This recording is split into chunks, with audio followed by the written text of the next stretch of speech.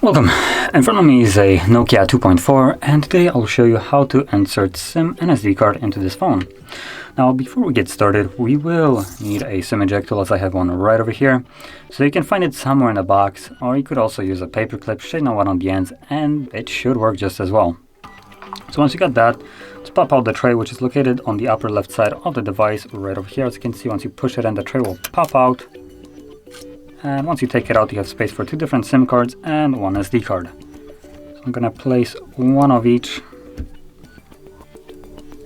like so. And from there, let's insert it back into the device.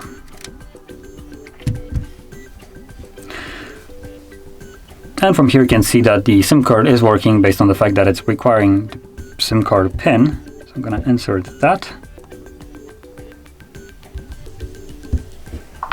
So SIM card is working, and let's pull down the notification panel, and oh, there it is, there is the SD card working as well. So both of them are working. And that is how you would insert it.